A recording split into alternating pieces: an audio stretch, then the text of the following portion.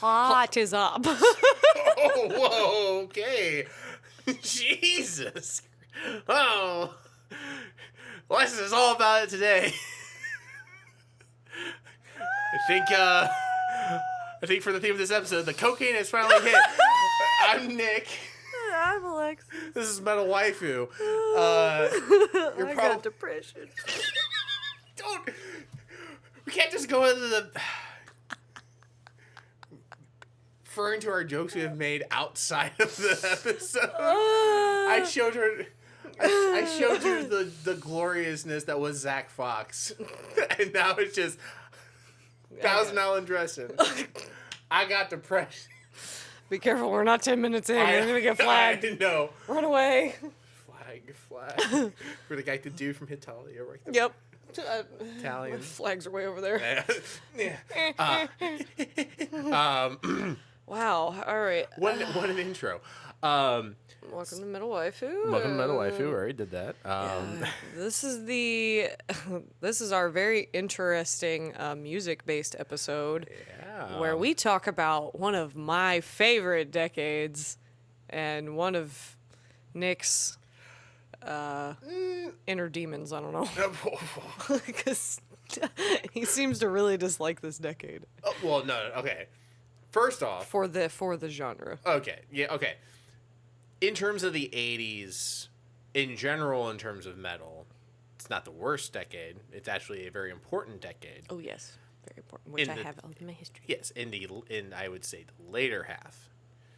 There is a large chunk of the 80s metal that I have some thoughts on. Oh, yeah, no. When the late 80s start happening, things get really fast. Yeah. But, man, we're talking about 80s hair metal. Yeah. Yeah. And I literally wrote on my paper here just indulgence in all capitals because that's about the best way to sum it up. Yes. to sum up the era that was 80s hair is indulgence, borderline hedonism. Borderline, it was. All about it. Yeah. If hedonism bot from Futurama picked an era of time to probably have lived his best life in, it would have been the time period of hairspray, assless chaps. And every drug you could think of. Yes, all the drugs, all the time. Even the drug program was like, damn. Yeah, totally overwhelmed. Even Ronnie Reagan was like, you need to slow down. That's too many. Ronnie Reagan. It was a era of access, drugs, sex, rock. Sex, drugs, and rock and roll. Sex, drugs, and rock and roll. That's where the phrase came from. Yeah, but it was like during the time of rock and roll, there was that time period of where it was sex, drugs, and rock and roll. But when the hair metal, and then it was sadness, peaked and it went all in, and then. So if you want to go ahead and get into your little blurb and everything like that, and we can go from there and kind of start a discussion. Go nuts for donuts. Stop. I love 80s hair metal. I am obsessed. I have been perpetually stuck in the 80s since I was in middle school, and my parents always thought it was weird. Because, literally, I guess some of the ways that I was dressing, and I didn't even really, I guess I was subconsciously kind of doing it, because I remember never, directly being like, I want to dress like I'm from the 80s. But I would wear things, and my mom would be like, I haven't seen this since the 80s. And I was like, well, welcome to whatever the hell I'm doing with my life. Welcome to my phase. Yeah, I had some phases. But I just kind of have a general history that kind of leads into this. I just felt like it was important to kind of synopsisize this. I don't know if that's a verb, but Contextualize. Yes, contextualize. That's Thank you. a good one. Synopsisize. I'm gonna laugh if that is actually a verb. But, anyways, you can Google it. Yeah, read. I'll figure it out. So I'm just gonna read directly what I have. Hopefully, it fully makes sense because I haven't read it since I wrote it. But metal music began in the 60s, believe it or not. It rose to prominence in the early 70s in Great Britain, believe it or not. The term metal is believed to come from the hippie movement when heavy meant deep or serious. Roots of metal elements can go back to the 1950s blues when guitarists started experimenting with harsher tones and distorted chords. Thank you, music history class that I took in college. The term heavy metal didn't. There's two leading theories on where that term actually came from, and it was either from a Rolling Stones article review describing I forget what band they were describing the sound from and everything like that. But there was the term heavy metal came in a term, and they kind of just ran with it, or it runs off of Steppenwolf's "Born to Be Wild," where the one of the key lines in that song is "heavy metal thunder." Yeah. So that's been kind of the theory of where the terminology kind of came from or whatever. And I'm just talking more probably on like the musical end of this, like where where the components that make up what we know today as metal music, where that all kind of originated. Where that sound came from and everything. Yeah. So the first technically heavy metal bands or acts considered by most music connoisseurs and the people who like actually dedicate their lives to kind of cataloging all this is to be Led Zeppelin. Wow, almost said Lep Zeppelin. Lep Zeppelin. Yeah, Black Sabbath and Deep Purple. The 70s evolved into acts like Motorhead and Iron Maiden with more punk elements, but was still being shunned by the industry in fear of the punk movement in general. Yeah. Which was very heavy in Great Britain. Then the genre began to branch further into hair and glam metal, like Motley Crue and Poison, and then thrash metal became huge with Metallica and Megadeth. And big player in the rise and prominence of any of this was MTV creating Headbangers Ball. Oh, that part too. So yeah. So yeah, from there, like especially like going from like the 60s and 70s and everything like that, especially discussing like Led Zeppelin and like Black Sabbath and everything like that. When I was a younger lad, and when I was a young warthog. I was a young warthog. When I had free time, I was homeschooled, so I was always at the fucking house all the time. One of my regular stomping grounds was VH1 would always have like the documentary series going on and everything along those lines, and one of the things that were discussed like during like because there was a documentary on there called The Story of Metal. Watched the shit out of that all the time, and one of the kind of concepts and ideas of how metal music somewhat evolved was that you had Deep Purple and everything, but they kind of fell more into like the classic, like that more of that traditional rock bluesy genre and everything along those lines.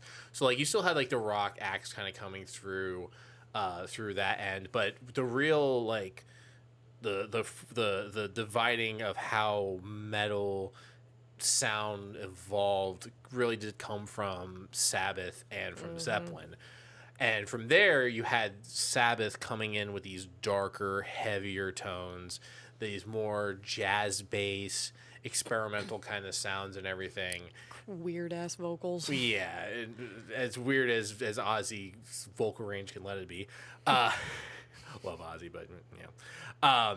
Whereas you go to Zeppelin, and Zeppelin was going for more of a, I guess you would say like a mystique, but they were definitely going for more of a their heavier sound. They're willing to experiment outside of it and go for lighter tones, divulge more into the blues sound of things. They're more willing to go more of that psychedelic thing too. That too, and everything like that, but more so than anything else. So when those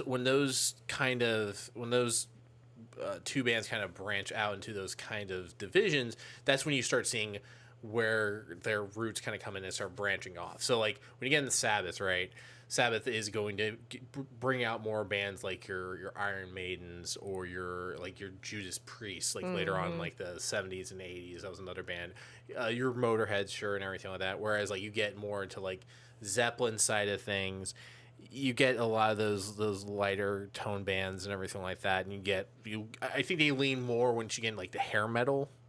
Especially like in like the mid to late 70s when those bands start showing up, and they definitely there's a virtuosity when it comes into it, but they're definitely more on the they lean more towards that end of the spectrum. Yeah, this is so important in like music history because this is when you really started to get, you go from a core to, a full tree with branches. Yeah, you start to see the influence of just singular bands started to branch out and make so many other bands, and just once you understand that those are your base cores, then you'll start seeing, not only will you see that they're just variations of that, which is a important thing to understand about rock music, is that it is very, like most anything, it's derivative, but I feel like with rock it can be more so.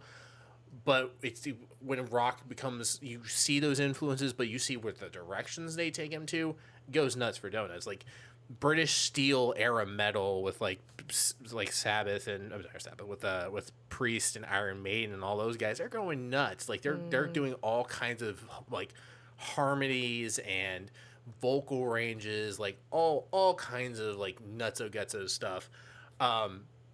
And then like with Zeppelin and everything like that, like you get traditional blues stuff and everything and all that kind of stuff. But I think like the first, when you go into some of your history and stuff and everything like that, are we considering Halen the first of like that hair metal kind of like scene becoming like popularized? Because like I feel like the birth of that concept and idea kind of comes from like we used to talk about glam metal, or at least like glam rock. Because like you think of bands like the New York Dolls and everything like that, like those bands where the other thing about Zeppelin is that there is especially with Robert Plant, the way they kind of look, there's an androgyny that kind of comes along with it.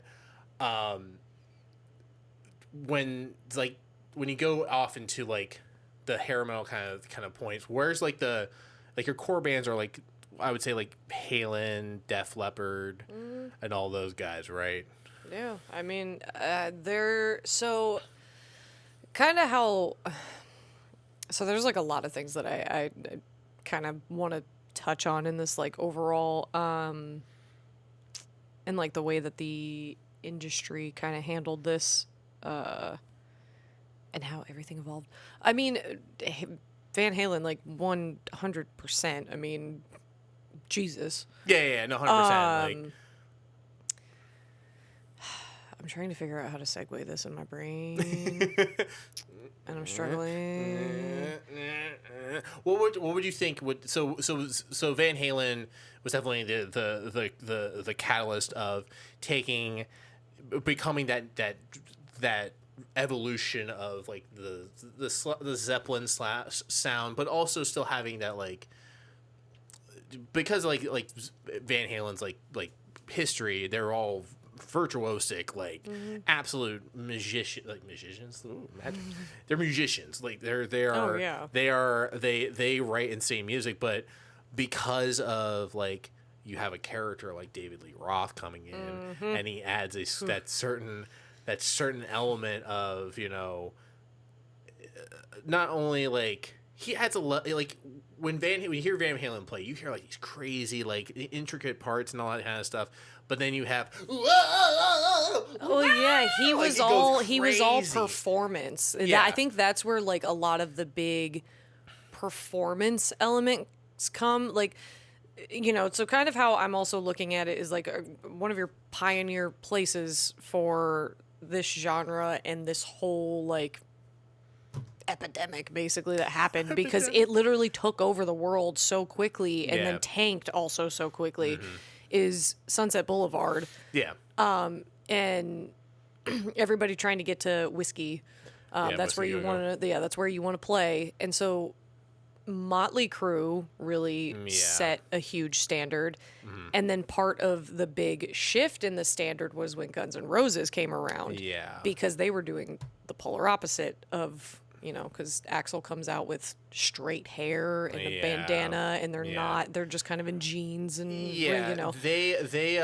so when especially during like, that was like towards the tail end of it. Yeah, and you literally see like the 80s is this. Yeah. You see, it's just like, what the fuck? You see the hair swoop. But you get the start of 80s hair metal is the kind of like with the mainstream. It's kind of like when the mainstream kind of starts hitting the metal, right?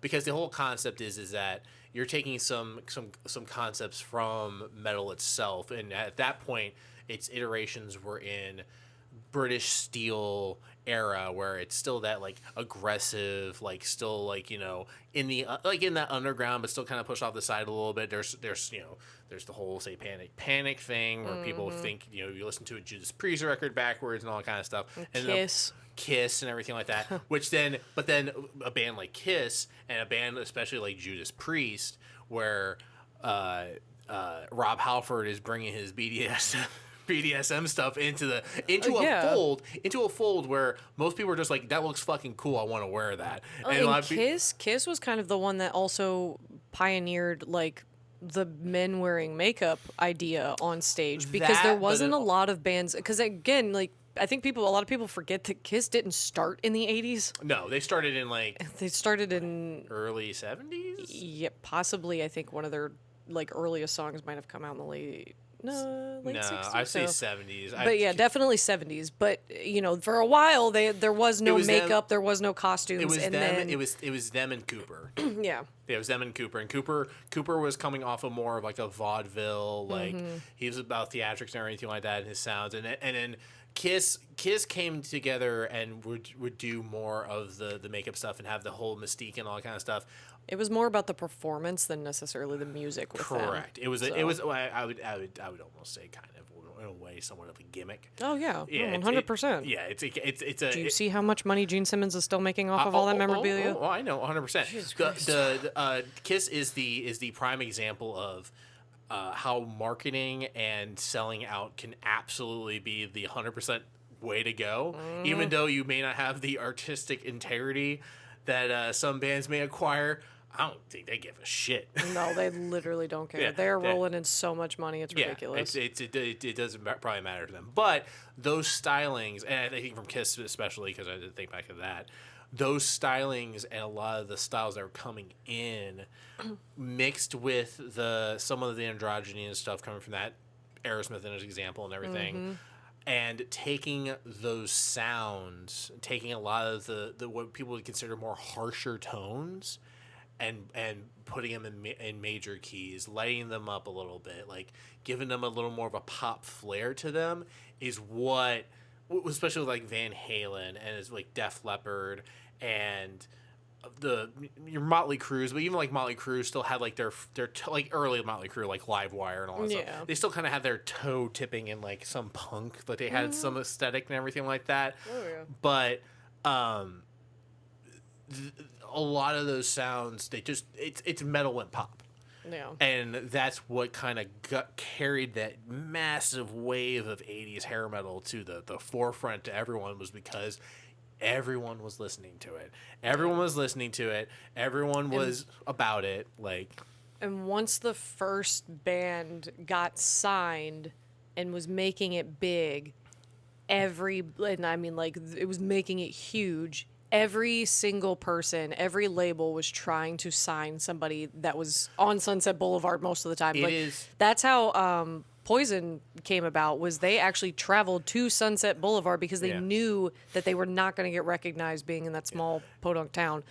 But this is a part of my problem that really upsets me, because I absolutely love that there was this amazing evolution of men with the craziest ranges I've ever heard in my life. Like, just absolutely insane. And the music industry took that shit. They took it and they made a mold, and they knew that it was going to work, and it did work, and they were pumping them out like crazy. And then let's talk about when the power ballad got introduced. Now everybody has to have a power ballad. Bret Michaels. Yeah.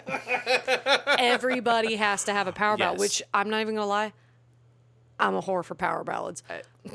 Every time a power ballad shows up on an album, I skip it. I can't. Okay, so if you want, for anybody who's listening to this and needs a modern example of how this is working, take Sunset Boulevard and call it SoundCloud. Yeah, pretty much. Take just Sunset, like a factory. Yes, it is. You are pumping out. There's kids with dreams, and they want to make it big, and there are guys with suits and contracts, and they want to take the kids who have no idea what the fuck they're doing, sign these contracts so they can make their quick buck, move forward, and just wipe them out. I mean, I want to show you guys that, like, this. Oh, we didn't even talk about Alice Cooper as well. I mentioned Alice Cooper. We were talking about Alice Cooper when we were talking about Kiss and everything like that. We were talking about how vaudeville he was. Oh, yeah, true. But yeah, this is like a very small, this orange, I have no idea if you can see from this distance, but this orange goes from top to bottom. This is a very small amount of the bands that were considered big then. And like, I literally looked up, I think, a Rolling Stone article of like the 100 best hair metal albums that came out. And it's insane. Like these ones I wrote are ones that I personally listened to. So yeah, I didn't write the ones that I like really go and so there's so many. They were it was full factory mode. Yeah, it was you were pumping out, and it literally killed it. Like, yeah, oh yeah, no, so smothered it. So I think before we get into like the kind of the tail end of, we start getting more towards like the demise of 80s hair metal. We're also talking about like the whole culture around it too. Well, there's so much crazy shit. Oh yeah. So like, basically what ended up happening with like the kind of like the easy like cliff notes of like the death of hair metal was multiple things. One, the homogenization of it, the amount of it that was out there. There's so much of it out there, it was ridiculous. People wanted to change, and the biggest thing that was coming out at the time was thrash metal, and the biggest thing that was coming out of thrash metal was Metallica. But you know what the other thing that really killed it? Nirvana. Well, grunge didn't happen till like, it was the 90s. Well, like, right, but like grunge almost just killed metal in general because thrash metal was happening and everything like that. And Black Album didn't come out till 90, and then what was it? Nevermind was 91. Yes. Yeah, no, grunge was the final nail in the coffin. Yeah. Grunge was the giant stadium burning of all the disco CDs. That's what that was. The grunge, it was the hair metal, was the thrash movement was moving up, so people were wanting to listen to more heavy, aggressive stuff. You were shifting back to like the underground, pushing it out. You had Guns N' Roses coming out with harder stuff, which then also kind of lent into the rise of grunge and everything like that. People were just tired of. It was becoming somewhat fake, and people were just kind of like, we're done with this, we're over it. And you would hear the stories of one of the big ones. It was on the heavy story metals when I heard about it. One of my favorite stories was about Warrant. Oh God. And Cherry Pie. Yeah, that's so sad. So Warrant. R.I.P. R.I.P. Warrant. Warrant was one of those bands who had one of the biggest hits ever. Was Cherry Pie. She's my cherry pie. Like, you'll hear it on the radio still and everything like that. And the lead singer, Cherry Pie, I forget the dude's name, but he was talking about it, and he was like, dude, fuck that song. Because initially when they made that album, the album was like, Cherry Pie was a single off of it, but the album had nothing to do with Cherry Pie. Everything else about the album was a different name, different stuff going on, all that kind of stuff. And to tell you like how much the label like would just chokehold these guys, once Cherry Pie became like a #1 hit, the album changed to Cherry Pie. Every single promotion they did on the radio was like Cherry Pie eating contest and all that kind of stuff. Like this dude's life just became Cherry Pie, and he was like, I got out. Like I think they made like a few records after that, but he was like, you just couldn't come back from it. Like you just go. It's the issue of being a band who has like one song that everyone wants them to play, and they had it tenfold because nobody else wanted to hear any of their music. They're just like, we just want to hear Cherry Pie, and they're just like, nope, don't want to fucking deal with that shit. And he's just a small example of the amount of bands that had like a big hit and everything like that, and just completely one hit wonders. And the 80s in general was also was probably one of the biggest eras of that. Even in other genres, new wave. Right Said Fred. Right Said Fred. Too sexy. Yes. That one. Yeah. I was like late 80s. Yeah, but it was still like, considered. Like, yeah, but like, there was, that was the era of one hit wonders, and the 80s had some of the biggest casualties of it. Well, and another issue with the 80s in general, and I'd go back to the whole word of being indulgent. I mean, obviously the music industry and the media were being extremely indulgent.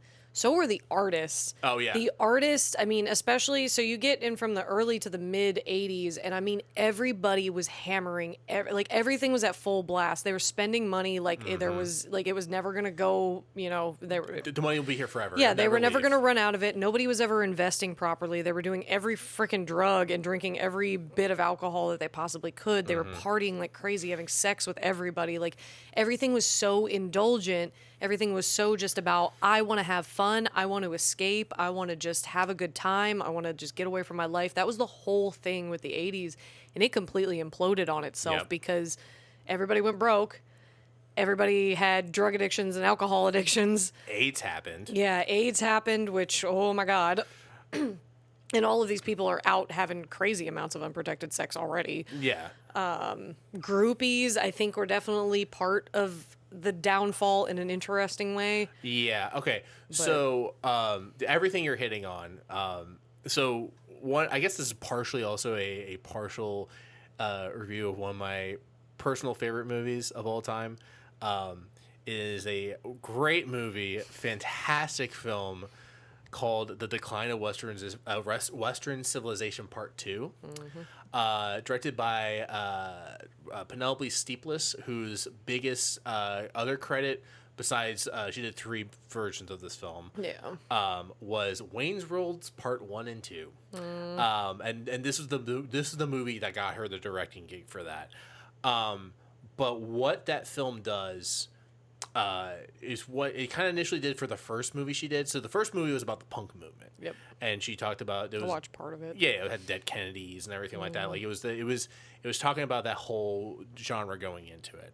The second film is about the metal years, and specifically it is talking about the 80s hair metal kind of movement and everything. But it also talks a bit about like metal in general, especially like in the start of the movie, because you get interviews. She gets interviews from Ozzy Osbourne, from Lemmy, from Alice Cooper, from Gene Simmons, from Paul Tyler.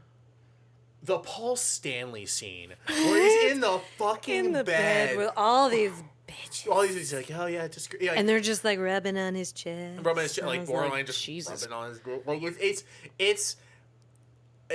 But Gene it's Simmons- it's quintessential Paul Stanley though. Oh, yeah, oh, That's yeah. the craziest part Oh of yeah, it. Like, well, if, Gene Simmons in the lingerie store, and the girl's the like, girl walks by, he goes, oh. oh wow, is that? I'm like, what the like Gene's like fucking Steven Tyler and Joe Perry on this, which is weird. Joe because Perry looked like he wanted to kill somebody the whole time. he's probably because he's sitting next to Steven Tyler. I mean, that's true. Yeah, He's he probably just like- is so angry just to be there. Yeah, he's just like, I don't want to do this. Oh. But like, yeah, but you can clearly tell Steven Tyler is like all about it. What is up with films, especially like during a time period like the 70s and 80s, where man, they sure love making analogies for coming. Oh, yeah. Oh, Why does he borderline have the same analogy that Arnold Schwarzenegger does in Pumping Iron? Every time I lift weights, it's almost like I'm coming. And he's like talking about that, like getting off of. Because that was what that whole freaking decade was. Well, I know, but it was Just it was sex. borderline. It was borderline that same fucking analogy from the fucking Pumping Iron. I was weird It was as shit. literally either people were making analogies to having sex, or people were literally like, "Yeah, I fuck a lot of bitches." And I was like, "Damn, all right." Oh yeah, so like the whole film, is a mix up of but one of the best parts is fucking Lemmy. I love that dude. Oh so yeah, goddamn I much. know. Lemmy's When he popped up, I was like, "Oh." I forgot he was in it. I was like, oh fuck yeah, I forgot Lemmy was in this movie. Fuck yeah, I forgot that. He's like, He's like one. I think he's like the second person that pops up on screen. I was Yeah. like, "Oh." yeah, it is Look a at baby banger. Lemmy. Is a banger. It's a mix of like people you're really interested to see how like what they have to say or whatever, and then people are just like, yeah, of course you're in this movie. But It's so wild to watch that, by the way, because like I'm so used to seeing what all of them look like now, Oh, yeah, and to you see see it, 'em like young. they look completely unrecognizable. It is like crazy, and you can tell. I mean, some of them obviously like you can see them and you remember what they look like now, and you're like, you must not have done as many drugs as that one, because I mean, there's some like yeah. gaps. yeah, there's some big gaps. So that's it. I'm sorry, man. He has got. Oh. Vince Neil is Coke Bloke the person. I forgot that he looked like that when he was younger. I was like, Yeah. damn. Yeah. Like, I knew that. I mean, look, like he got sober and things happen when you get sober, but holy Jesus. So here's so the film is a basically it jumps between interviews with people, between either the actual art, like big artist, or like just random Joe schmoes, like who are part of this the lower, like the scene in LA and everything like that, and Some random groupie. Groupies, or guys are trying to make it big and all that kind of stuff. And when you talk to some of the artists, like when they're talking to some of the artists and everything like that, like I feel like there's some people that are genuine about, like, especially like when they're talking about, oh, I got off the drugs and everything like that, I've gone off of them. Like, I knew Aerosmith during that time period. They're like, oh yeah, we have to get out of drugs, man. It's screwing us up. I'm like, you were probably still bumping. Oh yeah, probably 100%. What like Alice Cooper, I 100% believe he was off. Like, you could tell, like, that dude was just like, no, I'm not drinking again. he also looks exactly the same. He's never aged. Yeah. He's just always been a little saggy in the face. Whatever. It works for his bit. Oh yeah, it's 100%. great. But I was just like impressed. I was like, wow, yeah. you've literally always looked like this. Yeah, 100%. Lemmy Kilmister's like, yeah, I'm probably not alcoholic. She's smoking a cigarette during the interview. He's like on a cliff. He has the same. I'm pretty sure he has the same fucking. Because you know why I thought I forgot he was in that was because he's basically shot the same way as in the Troma classic directed by James Gunn, Tromeo and Juliet. Oh no. Have you seen that movie? No. I've seen bits. I have been too scared to dive into it as a That whole. man directed Guardians of the Galaxy, bro. It's yeah, a great movie. it is, wow. But Lemmy does like the in-betweeners. He starts talking like, oh, it's fucking Romeo and Juliet, fucking. That's where I mixed it up, because I thought I was like, this way I didn't remember it. But you know what big band we forgot too was Dokken. was Dokken Dream Warriors, or is that with the Dream Warriors? I'm pretty sure it's Dokken. Yeah, it's Dream Warriors. Okay, yeah, good. It should be. Was Dokken. There's also Mr. Big. I had to go in my Rolodex in my brain. There's a lot of bands here. Yeah. I gotta get all the damn songs straight. But Yeah. There's definitely people in that, like, they're interviewing. They're like, oh yeah, I'm off drugs, whatever. And you're like, no, you're not. You're still deep in the shit. And there's people that are talking about, like, being off drugs. Like, no, bro, drugs aren't cool. Like clearly, like, they paid real attention to their to the DARE program in their school and everything like that, but still are just aggressive alcoholics. Oh yeah. 100. There's like the amount of hypocrisy and irony in that whole film is absolutely baffling. And then one of the best, like, the film comes in like waves of like funny, like, Jesus Christ to, oh my God, I feel awful, because like the high moments are like when they're talking to London, when they're interviewing London, and there's this fucking band that claim to have, like, oh, we've had fucking Axl Rose, we've had this dude, we have this guy. Like, they're like trying to talk about how, like, they're a band that has shifting members all the time. They sound like shit. One of the best parts is it's the 80s, so it's big, us versus the Soviets and everything like that. And so they pull out a fucking Russian flag and they try to start burning it. Yeah, it takes them like a solid minute. It's not lighting. Like, you didn't put some gas on it? You didn't fucking, like, try to get it going? Like, this isn't going to work out the way you really wanted to. And they're, like, fucking losing their minds. A funny sad part was when they went to what the fuck was the name of the one place? The not strip club, but, like, it was borderline. It was, like, the club owned by the old dude that was really creepy. It started with a G, like Gallagher's or something like that. I don't think it was Gallagher's. It's where the dance contest happens. Oh, yeah. Oh, shit. That's like my favorite scene in that whole movie. I was like, wow, this is the wildest shit I've ever seen. Oh, my God. So, like, there's one of our scenes, one of the clubs in LA that's, like, they kind of been shooting at is this club owned by this, like, old dude, which I'm pretty sure he, like, has owned that place for, like, a while, but he, like, shifted over to fit the more, like, the hair metal scene.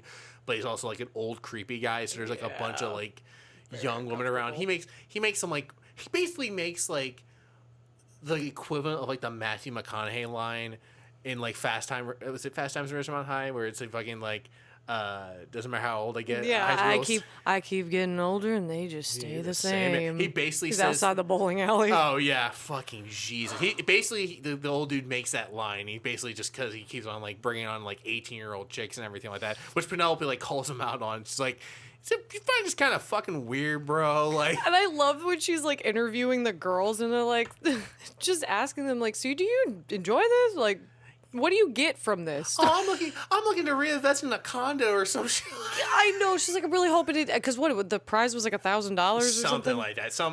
Maybe like a decent amount in like the 80s, but I don't even think then like it would be like. And she's like, I'm hoping to get a condo. And I'm Get a like, condo. what? Like, it's just, they have this title of whatever the fuck. Like, just, you just dance, but like, you don't get jobs or anything. Like, one girl was hoping to become a model off of it. And I was like, I know. how, The Miss from last year didn't do shit with her life. So, she's like, I'm hoping that my modeling. She's like, clearly there's stuff not there. She's not running on all cylinders. Like No, not at all. nah. The one girl, like, there's one like girl who like starts dancing and she like basically gets down to like bra and panties and like whatever, and he comes out and he's like, we heard we're not allowed to strip while we're doing the dancing. You can come down to like classy lingerie. That's about it. And then like you hear all the guys in the back like boo. yeah, and all the judges are like band dudes. Oh yeah, 100%. I was like, okay. One of them noticed that one of the girls was dancing, wasn't wearing underwear, and they're just like, "We got Muff," and you're just like, Jesus Christ, it's cringe. It gets Just fucking wild. it's fucking insane. It's You know what I hate the most, though? I know that if I was me right now, in that era, I'd be one of those bitches. 100%. 100. We're gonna keep it fucking real. If I was, right now, me, you just take me, transport me into the 80s, and I don't know shit about the future. It's good to be honest with yourself. Yeah. It's good to be honest with yourself. The whole time I was watching it, I was like, wow, this is awful. But I definitely know I would have done it. I I probably only would have done it once, but I would have been like, I have to know what this is like. I have to. No, it's the morbid curiosity. I feel like for you, it would be like the. Oh, I wouldn't be taking it seriously at all. No. Yeah, no, 100%. If Penelope was interviewing you, you're just like, I decided to come and just do it once. I was like, I've heard some dumb shit about this. Yeah, Like, here I am. I got a few drinks out of it. It was a good time, whatever. Like, one guy I tried to grab my boob and I punched him in the mouth. Like, it was just kind of how it is. But, like... Like I said, I now I can say I did it, and that's all I really care about. Yeah, bye. Please don't rape me. Yeah, dear God. I'd be out there before they even announced the winner. I'm like, I don't care if I won. Taxi. There's no Uber. Taxi. Please, dear God, get me out. Dad. You know there were definitely people. Mom, can you pick me up? Oh, from the 100%. Well, they had concerts. That's when the quiet room started to come around. So there were rooms inside of venues that the parents would all sit at. Yeah. And they would just like socialize with each other. And the parents, like I watched a documentary where they interviewed the parents and they were like, yeah, no, I like that Motley Crue and I like that and this and that. And they're fans of the genre, but they're just sitting in the room and they're like, yeah, I think somebody had asked about like, how do you feel about your daughter dressing the way, because back then, I think that was really when you started seeing women wearing lingerie pieces as just shirts with a leather jacket over it, which super fucking cute. Not gonna lie, I do it. Yeah. But you know, that was really obscene back then. And of course, in the 80s, you had these stringent cuts that came all the way up here on just everything. Why? I mean. Granted, there was girls. I mean, that girl that walked by Gene Simmons, I was like, she got the body for it. Like, I don't blame her, but trust me, there was definitely a lot of like, you know, there were some lookers in this film, I'll tell you that. But like, it was also there's just an overlying layer of like, ew. Yeah. So like, Sum the whole documentary up. Fucking, I loved. Oh God, when they went to it's the Pussycat Club was where they were at. Yeah, when it was the Faster Pussycat were playing at or whatever, and had fucking I don't want to mix him up with fucking homeboy from Falling in Reverse. Is it Ronnie? Ronnie Radke is the Falling in Reverse person. Yeah, the other guy. Is it Roddy? Is it Roddy Radke? Is the guy from Headbangers Ball? Okay, Roddy. He shows up at the club, and I'm like, "Oh shit, it's Roddy Radke." I forgot that dude was like in this shit and everything like that. He's just like, "Yeah, you know, there's some girl." He admitted it didn't run AC in the fucking place. That's how they fucking. It's just like, "Yeah, they run AC in the place, so it means people can just wear looser clothes." Fucking whatever. Like, and they ask him like drugs, and he's like, "Fuck no, I'll drink beer. Fucking, I'll drink, but." And even like Faster Pussycat was like, nah, we don't really we drink or whatever. We don't really do drugs and all that shit. Which I felt like that was kind of semi genuine. But it's funny as shit that like you see him in that era, and then like like give him a few years, and he's on Headbangers Ball, fucking just getting the absolute fucking degens on there, getting some fucking blaster metal. He actually did recently. For Code Orange, when they did their live stream or whatever, they did an unplugged live stream, and he actually helped them host it. I didn't know you're still doing stuff. Yeah, I think it was. He probably called in a favor and was like, "Hey, we knew a guy from the '80s who owed you something." He's like, "Fuck, What? all right, I'll be there." Shit. Damn. He doesn't look bad. He looks like he's kept up surprisingly well. I appreciate it. I was like, not the guy from Falling in Reverse. Yeah, he's literally the same, borderline the same name. I know, yeah. Yeah. But you go from there. What was the other band? Not London. It was the band before that. Which one? No, wait. It was the one. I forget. There's a few bands that show up, but the one at the dance club or whatever that they advertise for, that the apparently the owner of the club's really been pushing for, is this band called Odin. Fucking Odin, man. And you're like, Odin? Like, if you heard a band named Odin today in modern It's like time, a goth metal band. oh, or the fucking there's like those pagan metal bands that have been playing like a lot of Viking metal and all that shit. You're like, oh fuck yeah, some fucking Odin, and they come out, bro. It is bad. So fucking it is a really bad Alex Rose impression. Axl Rose. Who's Alex? Who the fuck's Alex? Axl Rose impersonation. The lead guitarist is pretty schleppy. It is rough, but they are on the we are dreaming to become the greatest metal band of all time. They're all set about it. They're all hanging out in the hot tub talking to Penelope, and they're just like, at one point they're like, the lead singer's talking about like he's tried to tried to kill himself before or something like that or whatever, where he was like, he's like, if I don't make it, I might, just fucking whatever, I might as well just kill. I'm like, what the fuck? Like, it gets that documentary is on YouTube, by the way. Oh yeah, it's for free on YouTube. Yeah, watch it. Yeah, if you definitely watch it. The comments about Odin, like, people were literally like, yeah, I remember that Odin was bad, but holy shit, are they bad? I was like, oh. Yeah, no, it was so I think the film encapsulates like one of the, like, you get the mixture of everyone's talking about, like, the prototypical, like, the being misogynist, and then there was a whole segment on how, like, basically the guys, most of the bands who go out, they basically Penelope's codes. Although they're talking, Penelope's basically just equating them to like their groupies, like getting them stuff as like prostitution. Oh yeah. Where there's like if a groupie buys you dinner and everything like that, what do you do in return? There's like, I don't know. Dude, it was so common that, like, well, they were trying to make it because they weren't getting any fucking money for what they were doing. Yeah. They were either like 3 of them were living in a 1-bedroom apartment, or they were like crashing on groupies' couches, and then a groupie would bring food one night, and then another one would bring, one would iron their shirt backstage, one would fucking clean their clothes. Like, this was such a weird, like, groupies were literally the only way that these people were surviving. Yeah, basically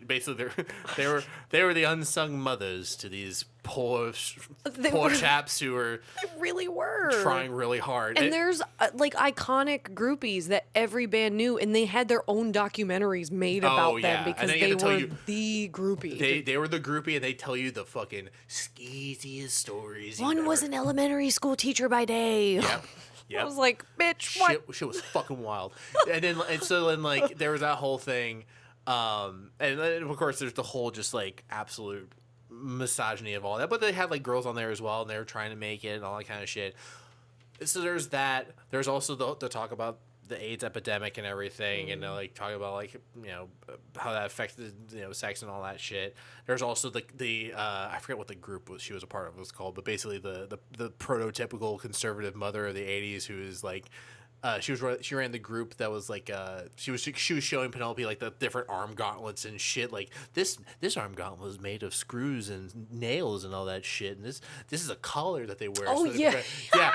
And they're like, she's like in an office or something. yeah. She's like, this fucking Penelope asks her, she's like, do you believe that Ozzy Osbourne would be like a Satanist or whatever? And she's just like, and then it cuts immediately to Ozzy just trying on the struggle bus trying to make breakfast. I know. He's talking about like how basically Sharon Osbourne basically picked him up by his fucking bootstraps because his brain was fucking baked off of whatever he was taking, and he just like you're watching him trying to pour an orange juice and it's missing the glass completely because he's trying to have a conversation, but he can't just do anything else besides that. I could understand what he's saying and understand. That's like the most coherent I've ever heard of. I know. It's the most coherent. You also hear Lemmy too, but that's mostly just because he has a fucking thick ass accent. Yeah. But you get those mixes of like tee hee ha ha, like what a time, to like Chris Holmes of W.A.S.P. in a fucking pool. This is the one part where like they even mentioned about Heavy the Story of Metal being like the saddest fucking thing you ever seen in your entire life, where his mother is sitting off to the side of the pool and he's talking to Penelope, and like she's having like trying to have like a heart to heart with him, like why do you drink? And he's just there with like a bottle of Smirnoff, like chugging the motherfucker, pouring it all over himself. Like he is gone. Like it is the like right before like they have like the interview right before like they get on to like Megadeth, and it really hits you of like, oh, this is the hole. Mm-hmm. Like this is the ditch that you end up in, where it's just like, which I had to look it up because I thought he died. He hasn't. He apparently has been 20 years sober, so apparently he's been doing all right. He apparently made some as a documentary or whatever. I didn't really look too much into it, but he's not dead. So like, good on him. Oh, yeah, damn, Jesus, because I didn't. I was like, I don't know where he is. Oh yeah, I would assume I'd seen that and be like, well, he probably like just choked on his own vomit. But it showed you like, basically for me, that's like the pinnacle of like this.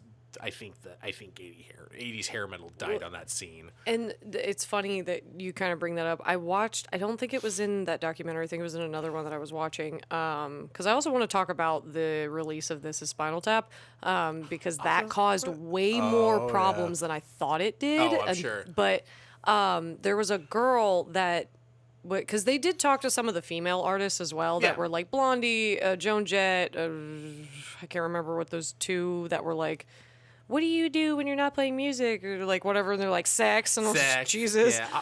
Were they playing music, or were they just groupies? No, I think they were a band. Were they part of a band? Yeah, I can't remember who because they were in like matching outfits too.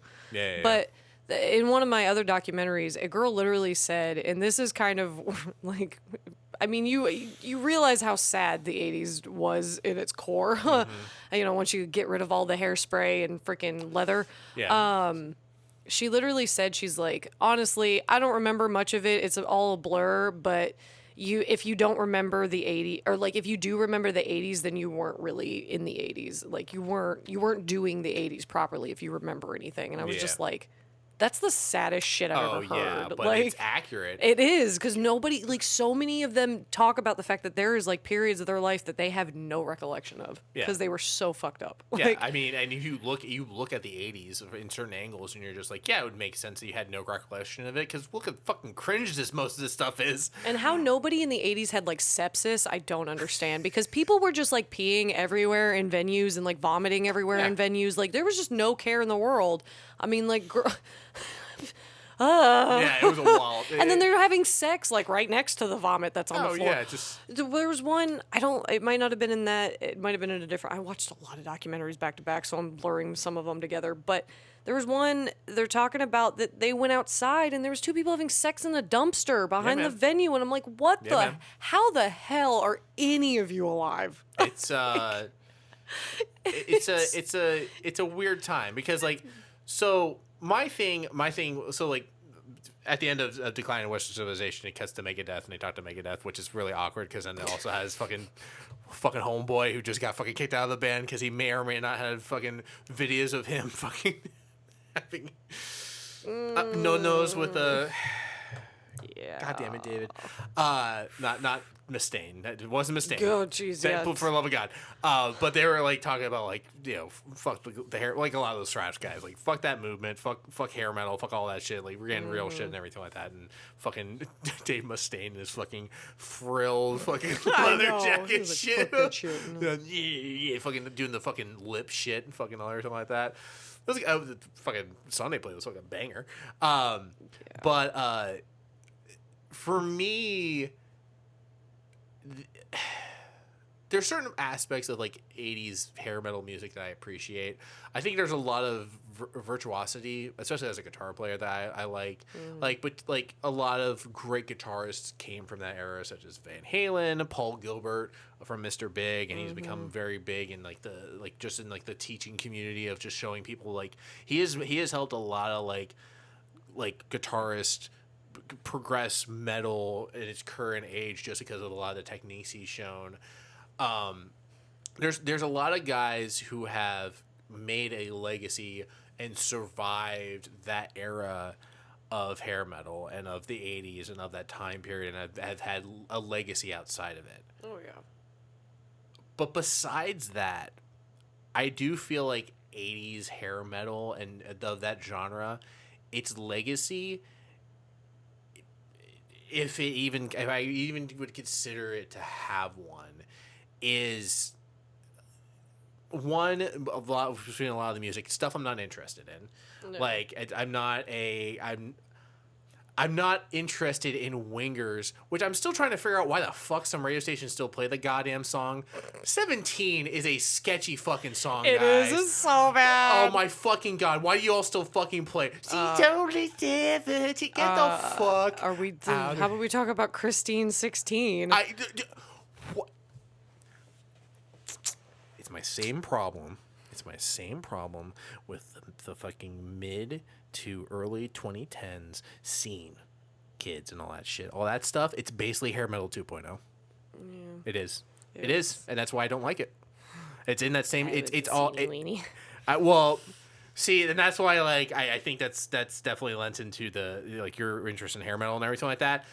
You like that stuff and everything like that, and that's fine, but I will be good Christian boy and listen to my death metals, and I still listen to it too. Well, yeah, I know, but like I don't.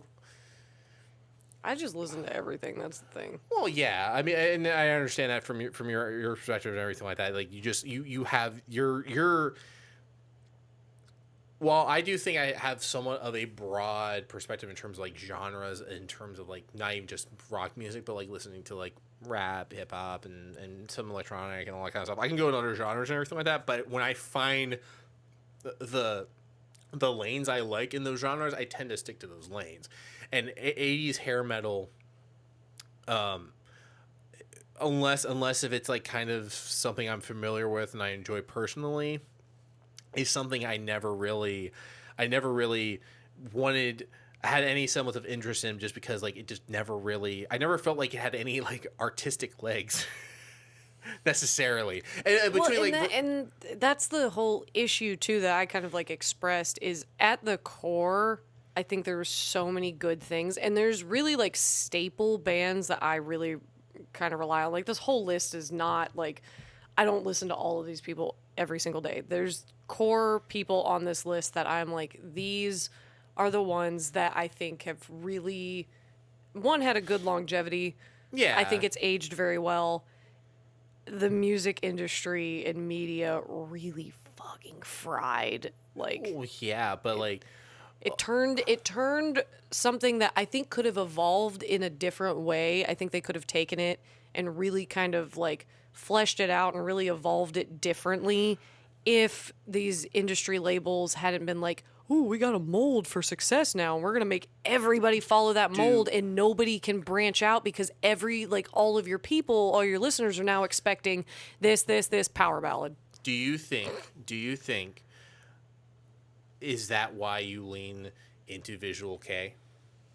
Because do you feel like Visual K is in a certain way is kind of a continuation, at least taking it from its popular like homogenized sellouty-ish aesthetic and turning it into something that actually has artistic merit and actually has artistic leans into it and everything along those lines, because Yeah. that's the big thing with a visual K is that it is taking those androgynous lines and leans and looks and somewhat sounds and everything like that and making it more theatrical. I think it's where that ultimately theatrics. I think that's ultimately where that would lead. Is it goes from sex, drugs, and rock and roll to taking it into subject matters that are actually like have some weight to them. Now, granted, like bands like Motley Crue and everything like that, they like between like Dr. Feelgood and all that, like they do have stuff that does hit harder topics, but harder topics of that time period. Oh yeah. But in a way, like that's just it, right? Like the because of the like you said the me like the way the media and the way the labels themselves held onto it as much, it just didn't have room to it wasn't able to get out of it because it was just it literally was like the only thing that was able to evolve was the evolution of the power ballad, and then of course Guns N' Roses came in and kind of shook up the whole thing. Yeah, but they really didn't. Like, but here's the thing: power ballads still exist. Well, yeah, and that shit's never gonna go away. I still enjoy. Fucking should.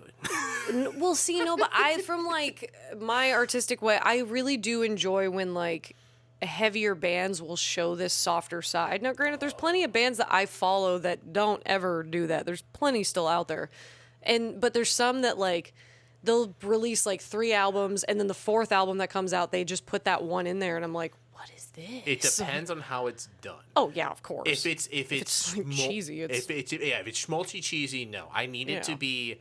If it's a power ballad, quote unquote a power ballad, I need it.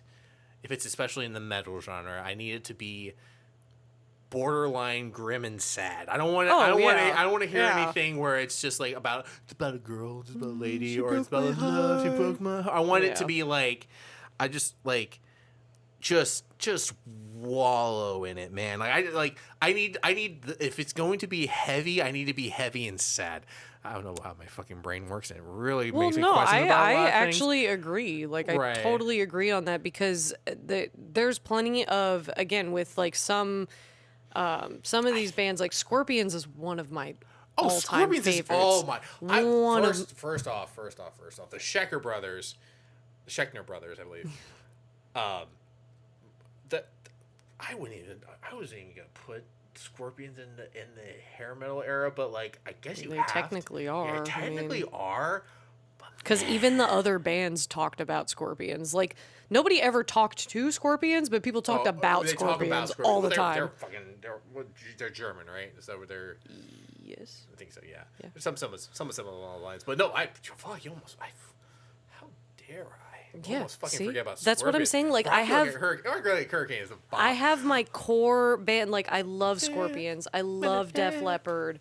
I love Queensryche. Queensryche is in there, which still is. That's a borderline one for me. It's a borderline. That's just but it. A lot of people put it in like their lists of top hair. Yeah, but they're almost progressive. I think it's because they were able to evolve out of it. Because I think they managed to not get sucked into the.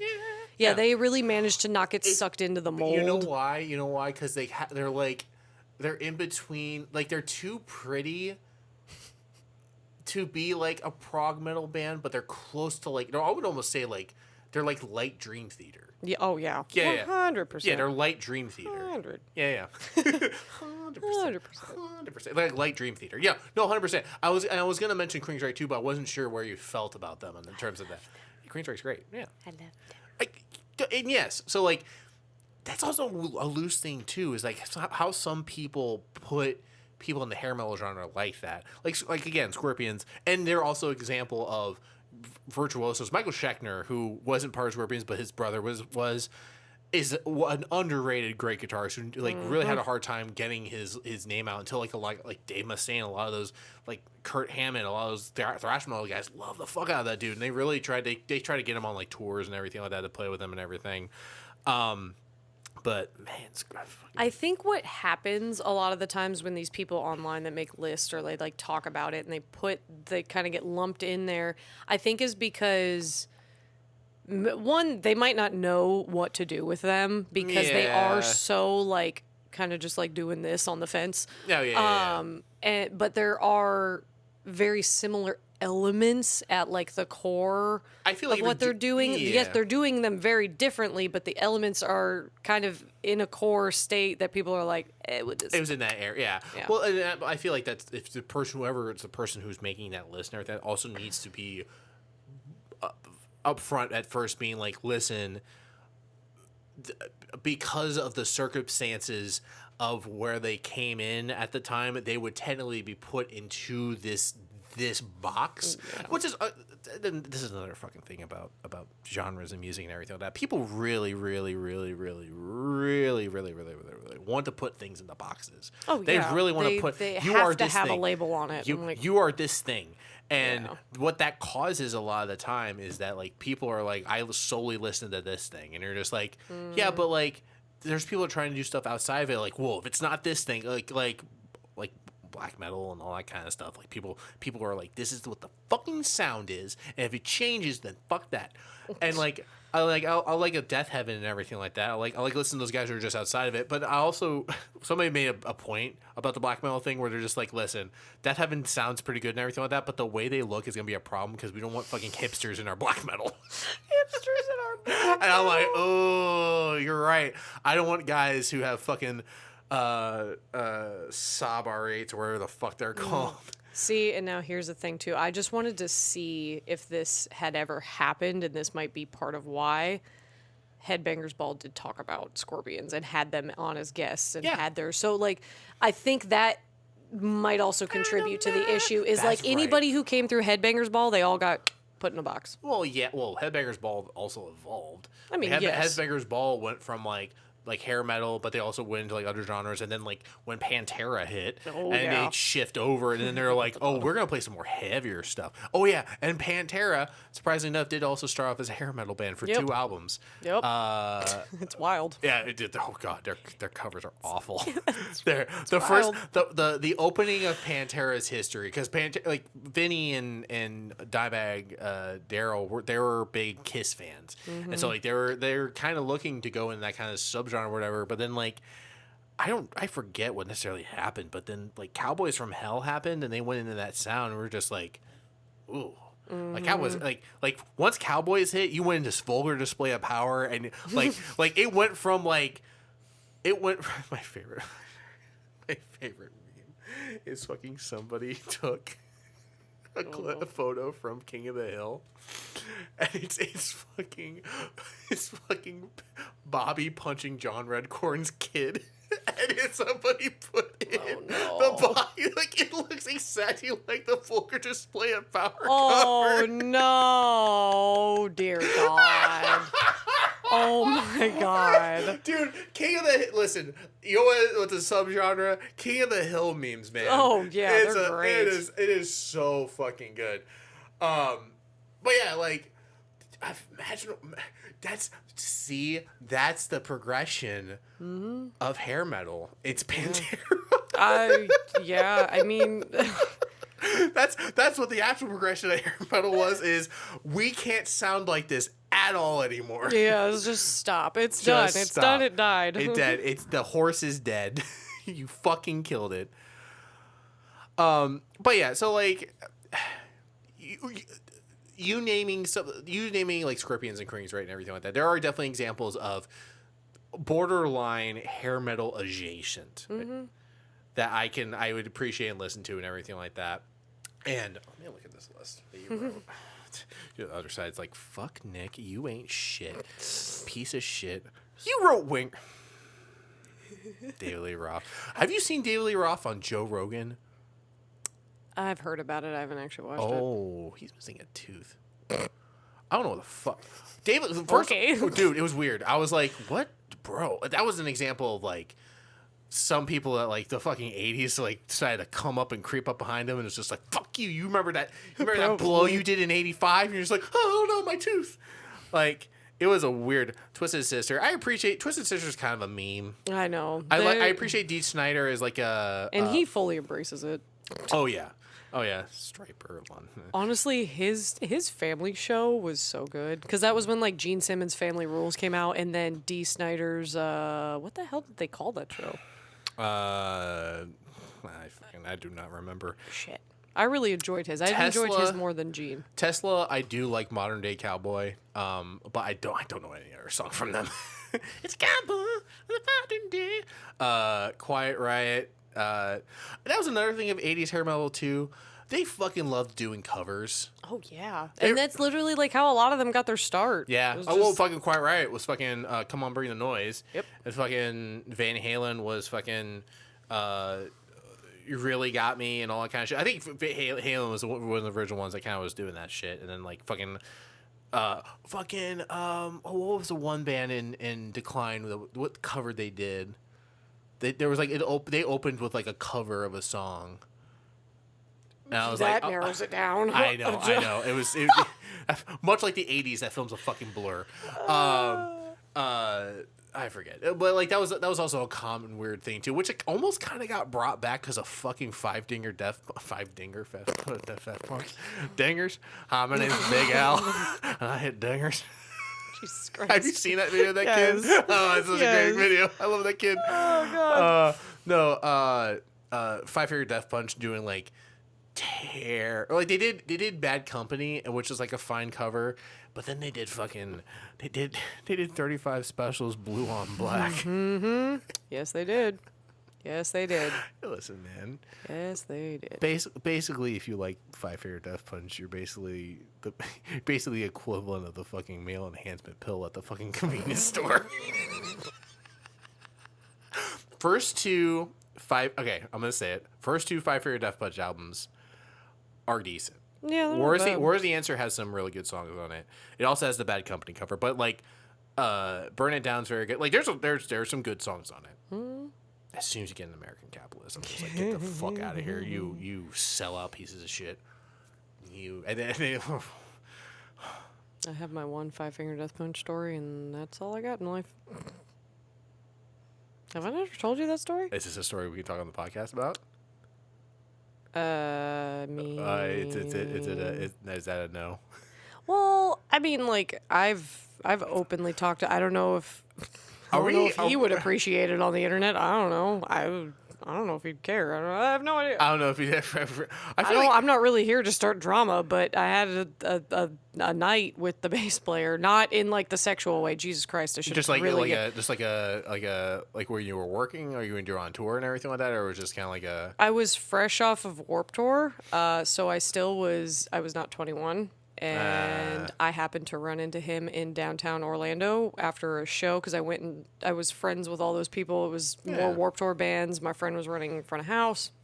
So I went to go see them, hang out.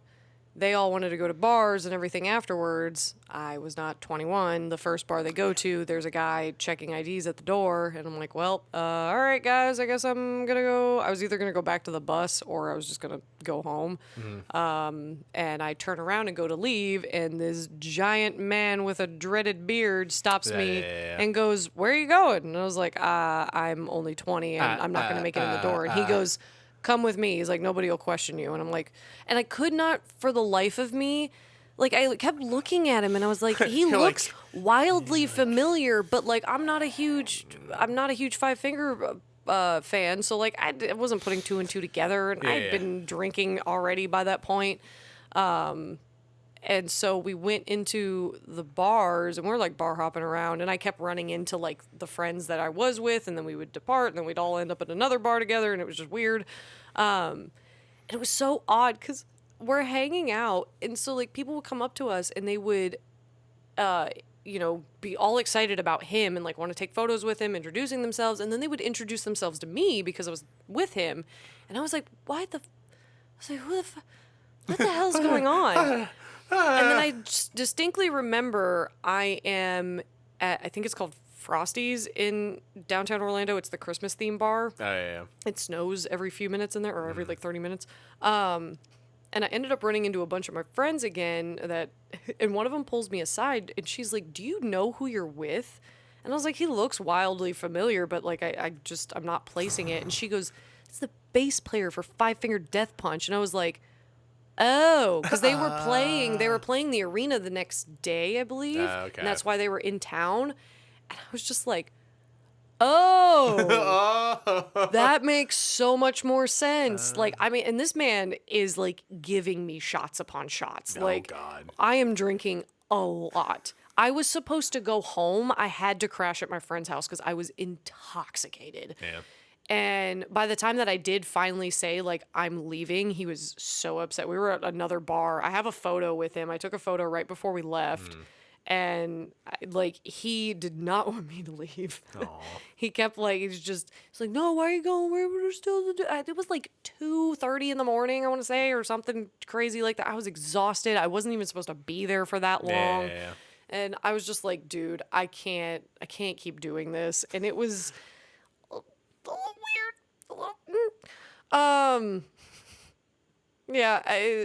The way that he, like, is super nice guy, super nice, very fun, very enjoyable. Just some of the things that was going on, I was like, okay.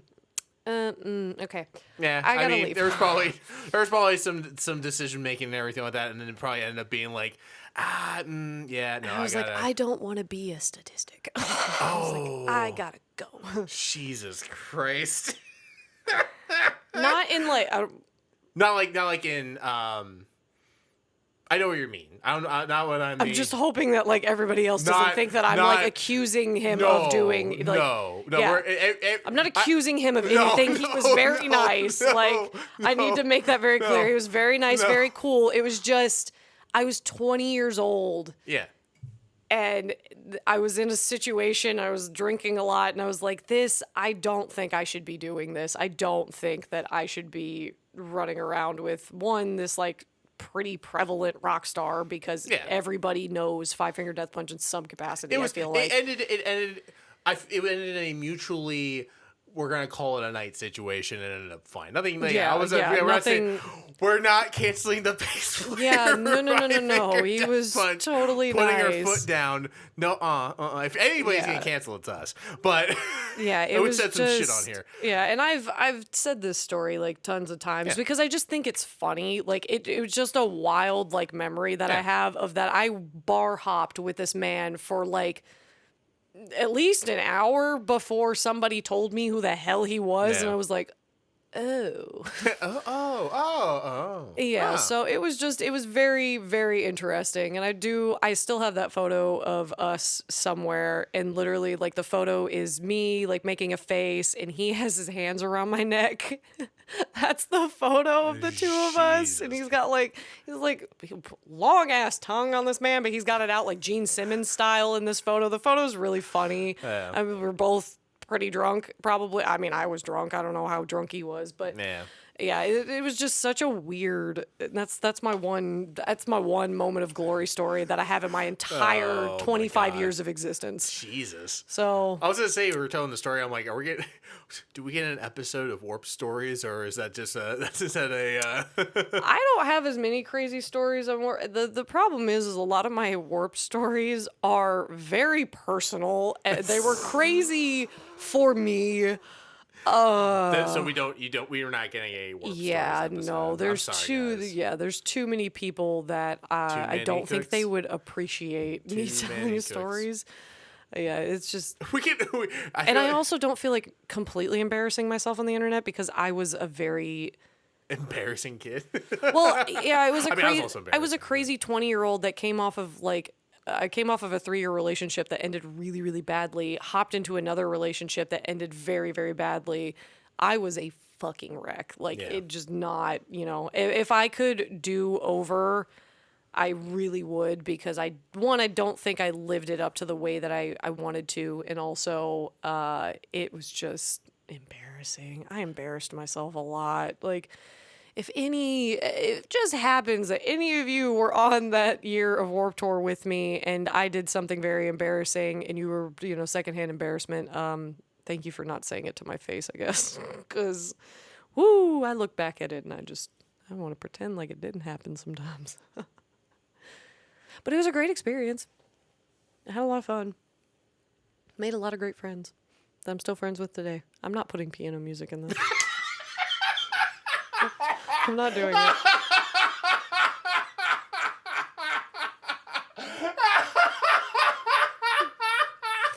This man wants to keep me just doing all sorts of things. I'm not. No. I'm just glad you noticed it because I was going. Oh, I had noticed it the entire time. I was like, should I acknowledge it or should I just let it go? Like, I was going to keep going until you acknowledged it. I was going to keep going until you acknowledged it. I figured because you were still going, and I was like, all right, I guess it's time to say something. I feel like, Yeah. So yeah, 80s hair metal. Yeah, that was a wild tangent about the embarrassing shit I did when I was 20. I was like, we're going in on this one. All right, cool. All right, well, Yeah. You know what? We get one. Yeah, I don't think I said anything incriminating about anybody, so. No, you're good. You're good. We're good. I would have been like, if you say anything, I'm like, you want to this podcast? You want to just not do that? Yeah, no. To the homie. Yeah. But yeah, 80s hair metal. It was a wild ride and experience, much like this episode of Metal Waifu. Much like my year of being 20. Yes. How? Except a lot less drugs. Hopefully. A lot of alcohol, though. Yeah. I mean that's borderline a given. I know. That's like a for some of those people, it's a day ends. Why? Yeah. What's our hour at this point? We're Almost the same as the last episode. Oh, just about at that point. Yep. Well, Literally almost the exact same time. yeah. I think about that point. Any final thoughts on 80s hair metal or anything like that, or any final feelings, or you can kind of just put in your 2 cents. Yeah, no, I mean, pretty much nowadays when it comes to the 80s metal songs and stuff, they're just like a fun thing. I mean, if you're out at a bar and it's like, I love going to bars and doing karaoke, and if you get an 80s metal song in there, people are going to lose their shit and you're going to have fun and you're going to get like interact with all these people. And that stuff is fun. I think it's at this point, I think there's been enough years that we've been able to sit there and be like, okay, there is a relevance to it to, if we didn't have it, we wouldn't have what we have now. Like that's, so you can take that and leave it as that. And it was a wild time. Most people don't even fucking remember it. So like it was the worst of times. It was the best of times. Who knows?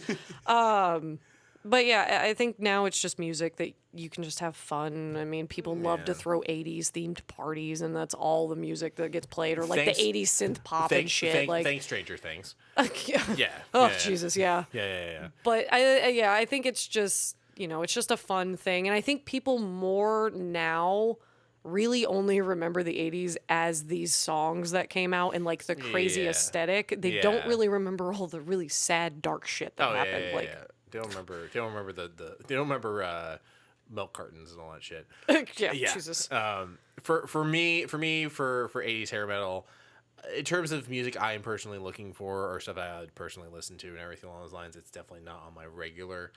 Scorpions is always on my regular. Well, like I said, there's also like those weird little niche ones where I'm just like, I'm just like, why? Like, I get it, but like at the same time, it's just like, man, like they do hit different. The first time they came on at work, or at least the first time that I heard it on work, or oh my god, at work, I was just like, yes, this is what I needed today. But when it comes to like in terms of, I guess you can say I'm a fucking metal snob when it comes to certain things, and I feel like in the realm are, Nick. Yeah, thank you. We did very much are. We fucking did an episode on Mastodon's Leviathan. You fucking think? And everybody who watched that, see how much I talk in it. Oh damn! Roasted. Man, don't shut up. No, I'm just kidding. Oh my god! I mean, that's why we have a podcast together, is because neither of us shut up. I know. We both can't shut the fuck up, and you can't turn us off. I mean, you can't technically can. Yeah, maybe you can just stop the episode. Get me out! No. Well, that's why I love the description of the Mastodon episode. It's like a man running at you, wanting to talk about everything about the album. It's like that's basically what the episode is.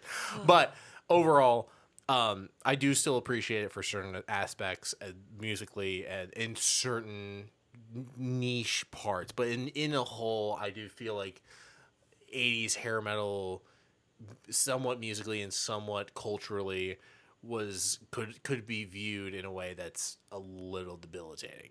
But as long as like with Alexis, like fucking if Pour Some Sugar on Me comes on in a bar or whatever, you're gonna fucking sing to it. I'm gonna lose my shit to any Def Leppard song. Just always know that. Photograph's a great song. I know, but don't DMC us. You don't understand how much I love that song. Like, lower me into my grave. Those harmonies hit, and I'm like, yes. It's not enough. But that's it. That's it for July. We got a break in August. We're gonna fucking need it. Yeah. It's gonna be nice. I'm so ready for vacation. Yeah, a little vacay, a little relaxation. We're gonna be take a month off in August. We probably do some. We don't really have the rest of the year planned out just yet. Yeah, we're gonna have to sit down and do that. Yeah, we're gonna have another sit down discussion of what we're gonna do for the rest of the year and everything like that. But I think we can close it out. I think we'll get through it. And I'm excited. I'm excited to see. I'm excited to see what a year looks like. A year of us doing this shit. Yeah, it's wild. Yeah. Jesus. How did we get here? COVID. That's how we got here. It's true. It's very true. That's literally it. Nick, we're not doing anything. What should we be doing? Do you want to start a podcast? You had me at what were we doing? We still don't know what we're doing. Oh, exactly. Exactly. All right, y'all. We're tired. We're gonna go sleep and do whatever and all that shit. So I'm gonna play my Switch. Fuck, I might play my Switch too. Shit. I'll probably fall asleep with it in my bed, knowing me, every time. I still roll over, crack. No. It's probably gonna happen one day. Oh, it's gonna make me very sad. Oh God. Or it's gonna fly off my tall ass bed. Oh yeah. Either way, God bless. Get a protector on that. It has one. Oh, that's good. That's nice. Okay. Anyways, all right. Okay, we're rambling. Yeah. We'll catch y'all guys in 2 months. Yeah. Deuces. Yeah. Have a good night, day, weekend, Monday morning. Whatever day it is for you. Wherever you are. Good afternoon, good evening, and good night. Goodbye.